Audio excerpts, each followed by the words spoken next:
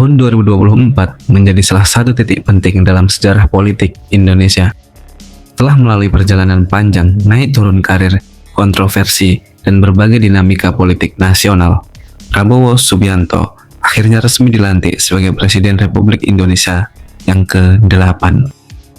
Di usianya yang ke-72 tahun, sosok ini menjadi pusat perhatian jutaan rakyat, pendukung fanatik sekaligus pengamat politik dari dalam dan luar negeri. Prabowo bukanlah tokoh baru, ia dikenal sebagai mantan perwira tinggi TNI, tokoh politik senior, dan salah satu figur paling berpengaruh di Indonesia dalam 2 dekade terakhir. Perjalanannya mencakup masa kecil di luar negeri, karir militer yang cepat menanjak, masa-masa kontroversial menjelang reformasi, hingga 4 kali pencalonan presiden sebelum akhirnya terpilih.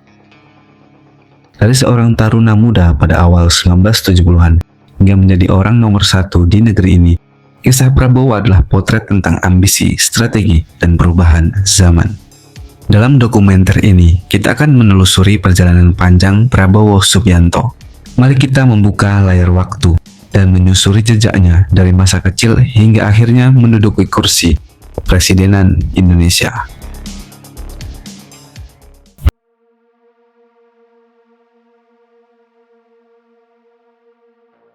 Prabowo Subianto Jojo Hadikusumo lahir pada 17 Oktober 1951 di Jakarta. Ia merupakan anak ketiga dari 4 bersaudara dalam keluarga terpandang Indonesia. Ayahnya, Profesor Dr. Sumitro Jojo Hadikusumo, adalah seorang ekonom ternama. Ia pernah menjabat sebagai Menteri Perdagangan dan Menteri Keuangan di era Presiden Soekarno, serta dikenal sebagai tokoh dengan pemikiran ekonomi yang sangat berpengaruh. Ibunya, Dora Mary Sigar, berasal dari Minahasa, Sulawesi Utara. Ia dikenal sebagai sosok cerdas, modern, dan sangat berperan dalam pendidikan anak-anaknya. Masa kecil Prabowo berlangsung di tengah suasana politik Indonesia yang penuh gejolak. Akibat perbedaan pandangan politik dengan Presiden Soekarno, ayahnya terlibat dalam konflik politik akhir 1950-an, termasuk mendukung gerakan PRRI atau Permesta. Situasi ini membuat Sumitro memilih hidup di luar negeri sejak akhir tahun 1950-an. Keluarga pun mengikuti Sumitro. Awalnya mereka tinggal di Malaysia, lalu berpindah ke Swiss dan kemudian ke Inggris. Di negara-negara inilah Prabowo menjalani sebagian besar masa kecil dan awal pendidikannya. Ia bersekolah dasar di luar negeri, terbiasa dengan lingkungan multibahasa dan multikultural. Sekitar awal 1960-an, saat berusia remaja, Prabowo menempuh pendidikan menengah di Victoria Institution, Kuala Lumpur, salah satu sekolah paling bergengsi di Malaysia. Beberapa tahun kemudian, keluarganya pindah ke London. Di sana, Prabowo melanjutkan sekolah di American School in London, sebuah sekolah internasional yang banyak menampung anak-anak diplomat dan ekspatriat. Kehidupan di luar negeri membentuk Prabowo sebagai sosok yang terbiasa dengan disiplin ketat dan lingkungan internasional.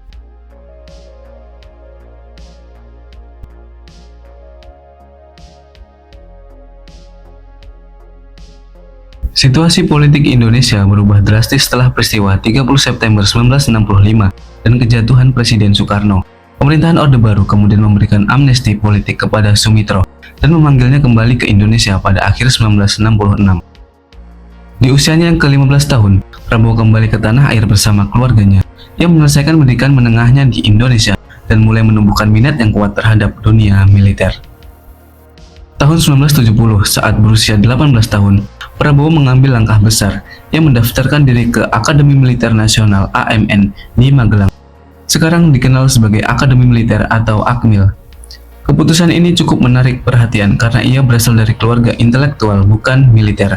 Namun bagi Prabowo, ini adalah bentuk pengabdian kepada negara. Ia diterima dan resmi menjadi taruna pada tahun yang sama.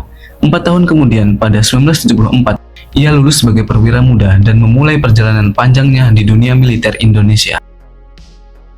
Sebagai perwira muda, Prabowo memulai karir militernya di lingkungan Kostrad, Komando Strategis Angkatan Darat, satuan elit yang menjadi ujung tombak operasi militer Indonesia. Setelah menjalani berbagai penugasan awal, ia kemudian bergabung dengan Kopasanda, Satuan Pasukan Khusus, yang kelak dikenal dengan nama Kopassus. Di satuan ini, Prabowo menunjukkan kemampuan yang menonjol. Ia dikenal sebagai prajurit dengan fisik kuat, disiplin tinggi, dan cepat menarik perhatian para atasannya. Ia aktif dalam berbagai latihan operasi khusus dan mendapatkan reputasi sebagai perwira muda yang ambisius. Pada pertengahan 1970-an, Prabowo dikirim ke Timur Timur untuk menjalani penugasan militer. Wilayah tersebut saat itu tengah dilanda konflik pasca melepaskan diri dari Portugal. Indonesia melakukan operasi militer untuk mengintegrasikan Timur Timur ke dalam NKRI. Prabowo terlibat langsung dalam operasi tersebut sebagai bagian dari satuan khusus menghadapi medan berat dan situasi pertempuran yang kompleks. Pengalaman ini menjadi titik penting dalam perjalanan karir militernya. Memasuki dekade 1980-an, Prabowo semakin matang sebagai perwira Kopassus. Ia dipercaya mengikuti berbagai pelatihan militer di luar negeri, termasuk pelatihan pasukan khusus di Jerman dan Amerika Serikat. Pengalaman internasional ini memperluas wawasan dan memperkuat jaringan militernya. Di tengah kiprahnya sebagai perwira militer, kehidupan pribadi Prabowo juga mengalami perubahan besar. Pada tahun 1983, ia menikah dengan Siti Hediati Heryadi atau Titi Soeharto, putri Presiden Soeharto. Pernikahan ini menjadikannya bagian dari keluarga Cendana, lingkaran paling berpengaruh pada masa Orde Baru. Dari pernikahan ini, mereka dikaruniai seorang anak laki-laki bernama Ragowo Hedi Prasetyo atau Didit, yang kelak dikenal sebagai desainer mode internasional. Kedekatan dengan keluarga Cendana kelak memberikan dorongan politik yang signifikan terhadap perjalanan karirnya di lingkungan militer. Menjelang akhir 1980-an, Prabowo menduduki posisi strategis sebagai Komandan Grup 1 para Komando Kopassus, satuan dengan peran penting dalam operasi-operasi khusus. Dari posisi ini, karirnya semakin menanjak. Puncaknya terjadi pada tahun 1995 ketika Prabowo ditunjuk menjadi Komandan Jenderal Kopassus, jabatan tertinggi di satuan pasukan khusus tersebut. Penunjukan ini menjadikannya salah satu perwira termuda yang pernah memimpin Kopassus. Di bawah kepemimpinannya, Kopassus terlibat dalam sejumlah operasi penting, termasuk Operasi Mapenduma di Papua pada tahun 1996 yang berhasil membebaskan sandera dari organisasi Papua Merdeka. Operasi ini mengukuhkan reputasinya sebagai komandan pasukan elit, meski juga mendapat sorotan tajam dari dunia internasional. Menjelang kejatuhan Orde Baru pada 1998, Prabowo menjabat sebagai Panglima Komando Cadangan Strategis Angkatan Darat atau Pangkostrat. Jabatan ini menempatkannya di posisi sangat penting pada masa krisis politik dan ekonomi nasional. Tahun 1998 menjadi periode paling krusial dalam perjalanan militernya karena sejumlah peristiwa besar dan kontroversial terjadi bersamaan dengan gejolak politik nasional.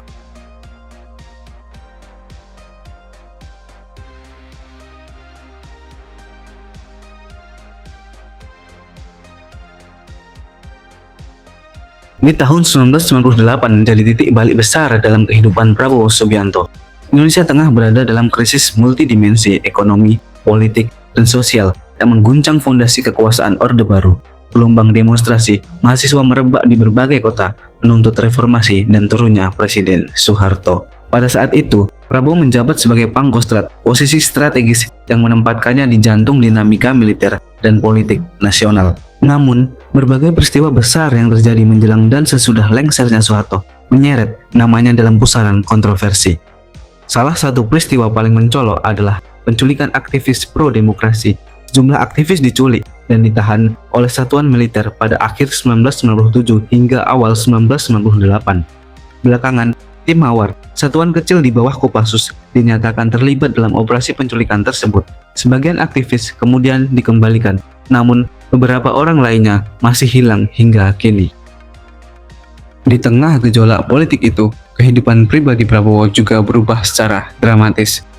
Prabowo dan Titi Soeharto berpisah pada 1998, sebuah peristiwa yang sekaligus menandai berakhirnya ikatan keluarga Cendana yang sempat mendukung karir militernya. Dewan Kehormatan Perwira melakukan penyelidikan internal terhadap sejumlah peristiwa yang melibatkan pasukan di bawah komandonya. Hasilnya, Prabowo dinyatakan melakukan pelanggaran disiplin dan diberhentikan dari dinas militer pada 1998. Keputusan ini menjadi akhir dari karir militernya yang selama lebih dari 2 dekade terus menanjak. Pasca diberhentikan, Prabowo sempat tinggal di Yordania selama beberapa tahun, menjalin hubungan internasional, dan kemudian kembali ke Indonesia pada awal 2000-an untuk memasuki dunia politik. Pada 2008, ia mendirikan Partai Gerindra yang kelak jadi kendaraan politiknya dalam beberapa pemilu berikutnya.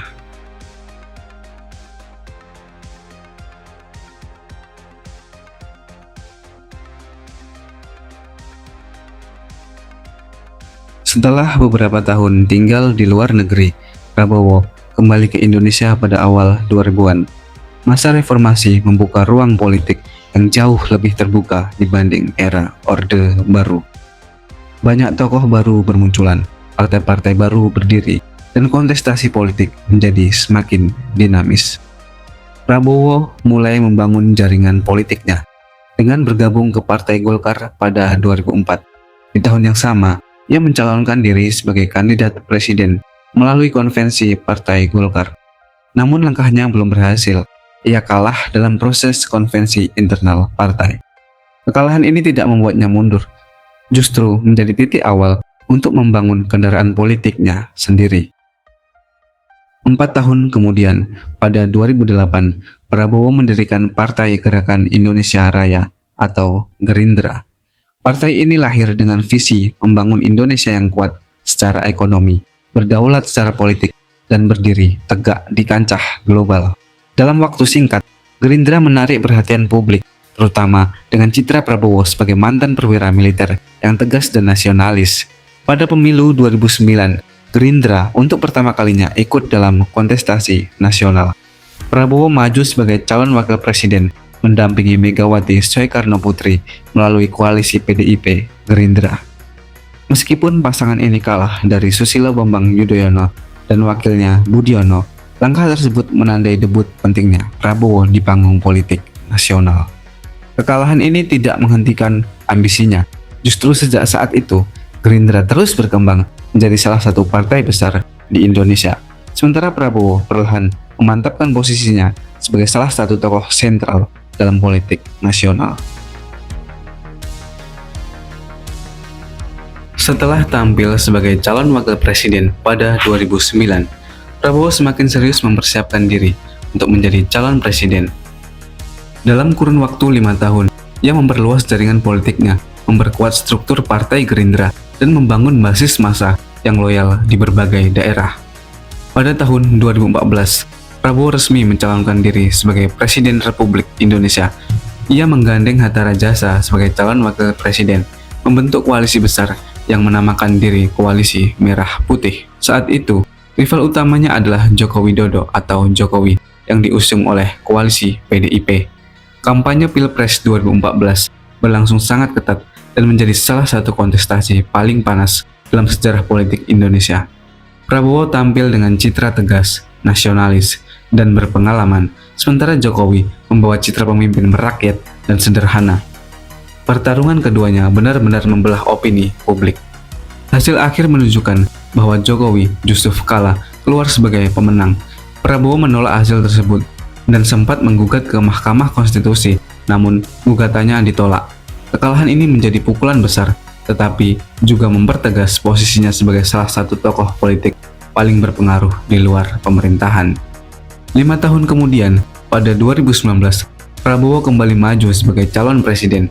Kali ini berpasangan dengan Sandiaga Uno. Koalisi pendukungnya kembali terbentuk dengan kekuatan besar. Dan kampanye berlangsung dalam atmosfer politik yang sangat intens. Isu-isu ekonomi, nasionalisme, dan arah pembangunan menjadi fokus utama. Pertarungan ulang dengan Jokowi menjadi sorotan publik internasional. Debat kandidat disiarkan luas. Jutaan orang mengikuti kampanye akbar di berbagai kota, dan media sosial memainkan peran besar dalam membentuk opini publik. Namun, hasil pemilu kembali dimenangkan oleh pasangan Jokowi Ma'ruf Amin. Prabowo kembali mengajukan gugatan ke Mahkamah Konstitusi, tetapi hasilnya tetap sama, gugatan ditolak. Momen pasca pemilu 2019 menjadi titik penting. Alih-alih terus berada di luar pemerintahan, Prabowo mengambil langkah mengejutkan. Ia menerima tawaran Jokowi untuk bergabung ke kabinet sebagai Menteri Pertahanan Republik Indonesia. Keputusan ini sempat menuai pro dan kontra, namun juga menunjukkan sisi pragmatis dalam strategi politiknya. Langkah ini perlahan membangun citra baru Prabowo, dari oposisi keras menjadi bagian penting dalam pemerintahan. Dalam posisinya sebagai Menhan, ia aktif dalam modernisasi alat utama untuk sistem persenjataan dan memperkuat hubungan pertahanan dengan berbagai negara. Setelah 2 kali mengalami kekalahan dalam kontestasi Pilpres, Prabowo Subianto kembali maju untuk ketiga kalinya pada pemilihan presiden 2024. Kali ini langkah politiknya sangat berbeda dari 2 pemilu sebelumnya. Ia membangun koalisi besar yang solid dan menggandeng Gibran Rakabuming Raka, putra sulung Presiden Joko Widodo, sebagai calon wakil presiden. Lawannya dalam kontestasi kali ini adalah Ganjar Pranowo, mantan gubernur Jawa Tengah dengan basis dukungan kuat dari partai-partai besar dan kelompok pemilih tradisional, serta Anies Baswedan, mantan gubernur DKI Jakarta yang didukung oleh kelompok pemilih perkotaan dan sejumlah partai oposisi. Kedua calon ini menghadirkan tantangan signifikan dengan debat dan strategi kampanye yang tajam untuk menarik simpati publik. Keputusan menggandeng Gibran menjadi langkah strategis yang memperkuat dukungan politik dari berbagai kelompok, mulai dari basis pemilih Jokowi, partai-partai besar, hingga generasi muda. Meskipun sempat menuai perdebatan, terutama terkait keputusan Mahkamah Konstitusi yang membuka jalan bagi Gibran untuk maju sebagai cawapres. Pasangan ini berhasil membangun momentum besar sepanjang masa kampanye. Kampanye Prabowo-Gibran mengusung tema kesinambungan, pembangunan, stabilitas nasional, serta modernisasi negara dalam berbagai bidang, terutama pertahanan, ekonomi, dan teknologi. Prabowo tampil dengan citra tegas, sekaligus lebih terbuka, sementara Gibran membawa kesan segar dan mewakili generasi muda. Hasil pemilu menunjukkan kemenangan telak pasangan Prabowo-Gibran berhasil meraih suara mayoritas dalam satu putaran. Kemenangan ini menjadi penanda penting dalam sejarah politik Indonesia. Prabowo, yang dulu dikenal sebagai rival keras Jokowi, kini melanjutkan tongkat estafet kepemimpinan dengan dukungan luas dari berbagai kalangan. Setelah Komisi Pemilihan Umum KPU menetapkan hasil resmi, Prabowo dan Gibran dilantik sebagai Presiden dan Wakil Presiden Republik Indonesia periode 2024 sampai dengan 2029.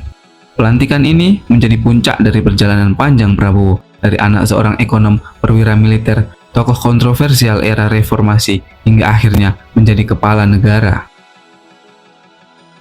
Sebagai kepala negara, Prabowo Subianto kini menjadi bagian dari babak baru dalam sejarah Indonesia, menegaskan bahwa perjalanan panjang, kerja keras, dan visi yang jelas dapat mengubah tantangan menjadi kesempatan bagi perubahan yang lebih besar.